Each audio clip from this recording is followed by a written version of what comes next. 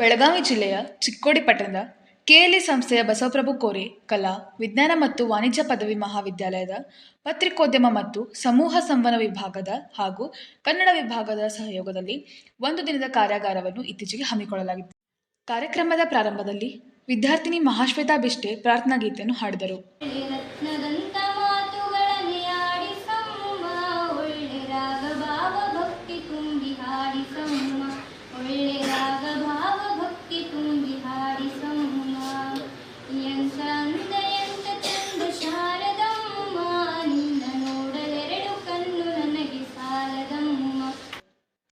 ಸಮಾರಂಭದಲ್ಲಿ ಉಪಸ್ಥಿತರಿದ್ದ ಅತಿಥಿ ಮಹೋದಯರನ್ನು lieutenant SK. Naik ಸ್ವಾಗತಿಸಿದರು.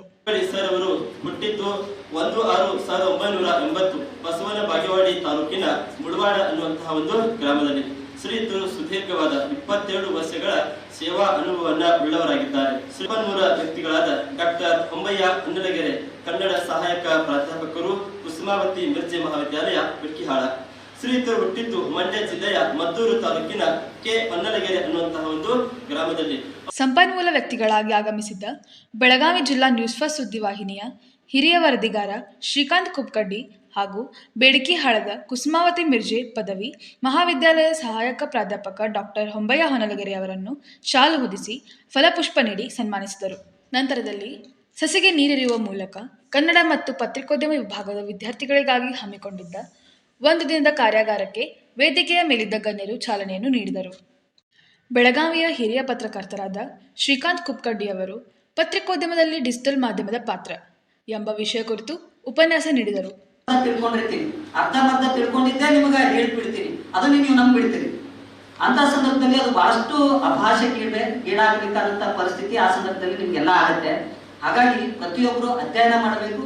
ಜೊತೆಗೆ ಸೋಷಿಯಲ್ ಮೀಡಿಯಾ ಹೆಂಗಿತ್ತು ಅಂತಂದ್ರೆ, ಹಿಂದೆ ನಾವು 10-12 ವರ್ಷದ ಹಿಂದೆ ಈ ಚಿಕ್ಕೋಡಿಯಲ್ಲಿರ್ತಕ್ಕಂಥ ಕೆಎಲ್ಇ ಸಂಸ್ಥೆಯವರು ಒಂದು ಸುದ್ದಿಯನ್ನ, ಅಂದ್ರೆ ನಮ್ಮದು ಒಂದು ಮಾಹಿತಿಯನ್ನ ಹೊರಗಡೆ ತಿಳಿಸ್ಬೇಕು ಅಂತಂದ್ರೆ ನೀವು ನೇರವಾಗಿ ನಮ್ಮ ಪತ್ರಿಕೆಗೆ ಬರಬೇಕು, ಇಲ್ಲಂದ್ರೆ ನಮ್ಮ ಟಿವಿಗಳಿಗೆ ಬರಬೇಕಾಗಿತ್ತು.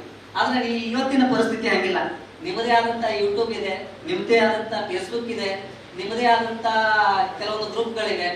ಎಲ್ಲವೂ ಸಹ ನೀವು ಹಂಚಿಕೊಳ್ಳುವಂತ ಪ್ರಯತ್ನ ಮಾಡ್ತಾ ಇದ್ದೀವಿ.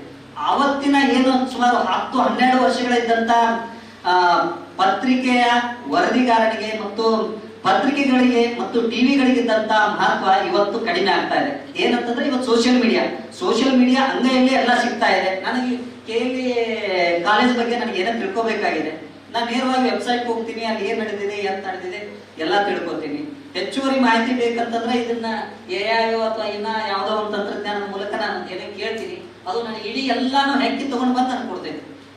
ಬೇಡಕಿಹಾಳದ ಸಹಾಯಕ ಪ್ರಾಧ್ಯಾಪಕ ಡಾಕ್ಟರ್ ಹೊಂಬಯ್ಯ ಹೊನ್ನಲಗೆರೆ ಅವರು ಪತ್ರಿಕೋದ್ಯಮದಲ್ಲಿ ಕನ್ನಡ ಭಾಷೆ ಎಂಬ ವಿಷಯ ಕುರಿತು ಉಪನ್ಯಾಸ ಮಾಡಿದರು.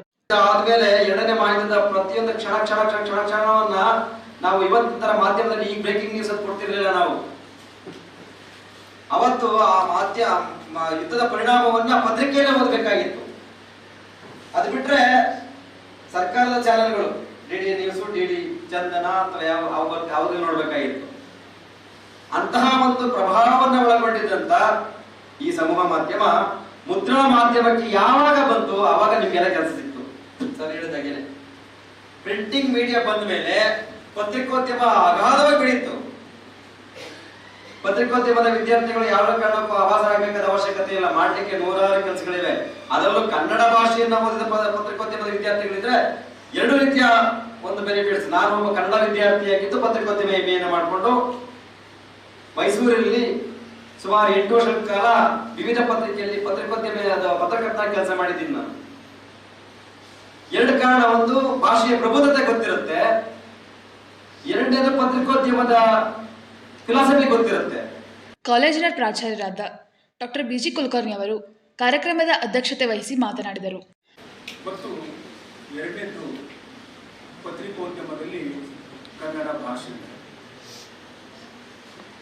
ಶ್ರೀಕಾಂತ್ ಕುಪ್ಕಡ್ಡಿಯವರು ಮೊದಲನೇ ವಿಷಯವನ್ನು ಪ್ರಸ್ತಾಪ ಮಾಡಿ ಅತ್ಯಂತ ಪ್ರಬುದ್ಧವಾಗಿ ಉಪನ್ಯಾಸವನ್ನು ನೀಡಿದರು. ನನಗೆ ಉಪನ್ಯಾಸ ಮಾಡುವ ಅನುಭವ ಇಲ್ಲ, ಭಾಷಣ ಮಾಡುವ ಅನುಭವ ಇಲ್ಲ. ಏನಿದ್ರೂ ಕೂಡ ವೇದಿಕೆಯ ಮುಂದುಗಡೆ ಕೂತು ವರದಿ ಮಾಡಿದ್ದು ನನಗೆ ಗೊತ್ತು ಅಂತ ಹೇಳ್ಕೊತಾನೆ ಆ ವಿಷಯದ ಗಾಂಭೀರ್ಯತೆಯನ್ನು ನಮ್ಮ ವಿದ್ಯಾರ್ಥಿನಿಯರಿಗೆ ತಿಳಿಸಿಕೊಟ್ಟರು. ಅದಕ್ಕಾಗಿ ಸಂಸ್ಥೆಯ ಪರವಾಗಿ ಮತ್ತು ವೈಯಕ್ತಿಕವಾಗಿ ತಮಗೆ ನಾನು ಕೃತಜ್ಞತೆಗಳನ್ನು ಅರ್ಪಿಸ್ತಾ ಇದ್ದೇನೆ. ಇನ್ನು ಎರಡನೇದಾಗಿ ನಮ್ಮ ಆತ್ಮೀಯ ಮಿತ್ರರು ಕನ್ನಡ ವಿಭಾಗದ ಸಹಾಯಕ ಪ್ರಾಧ್ಯಾಪಕರು ಆದ ಡಾಕ್ಟರ್ ಹೊಂಬಯ್ಯ ಪನ್ನಂಗೇರಿ ಅವರು ಪತ್ರಿಕೋದ್ಯಮದಲ್ಲಿ ಕನ್ನಡ ಭಾಷೆ ಈ ವಿಷಯದ ಬಗ್ಗೆ ಕನ್ನಡ ಭಾಷೆ ಬೆಳೆದು ಬಂದಂಥ ಇತಿಹಾಸ. ಕಾರ್ಯಕ್ರಮದಲ್ಲಿ ಉಪನ್ಯಾಸಕರಾದ ವಿ ಮಂಜುಲಾಪುರ್, ಜೆಎಲ್ ಕದಂ, ಪತ್ರಿಕೋದ್ಯಮ ವಿಭಾಗದ ಮುಖ್ಯಸ್ಥರಾದ ಸದಾಶಿವ್ ಹಾದಿಮನಿ, ಮಹೇಶ್ ಮದ್ಬಾಮಿ, ಬಿಎಂ ಪಾಟೀಲ್, ಚಿಕ್ಕೋಡಿ ಜಿಲ್ಲಾ ಎಲೆಕ್ಟ್ರಾನಿಕ್ ಜರ್ನಲಿಸ್ಟ್ ಅಸೋಸಿಯೇಷನ್ ಅಧ್ಯಕ್ಷರಾದ Siddesh Putani, Pooja Rohidas, News First Kannada channel Chikkodi ವರದಿಗಾರರಾದ ಸಂಜಯ್ ಕೌಲಗಿ, ಪುಢಾರಿ ಮರಾಠಿ ನ್ಯೂಸ್ ಚಾನೆಲ್ ವರದಿಗಾರರಾದ ಕಾಶಿನಾಥ್ ಸುಳ್ಕುಡೆ ಮುಂತಾದವರು ಇದ್ದರು. ತೇಜಸ್ವಿನಿ ದುಂಡಿಗೆ ಸೊಗಸಾಗಿ ಕಾರ್ಯಕ್ರಮ ನಿರೂಪಿಸಿದರು ಹಾಗೂ ಮುಕ್ತದಾಸರ್ ವಂದಿಸಿದರು. Teaching and non-teaching staff and students who made this event a grand success.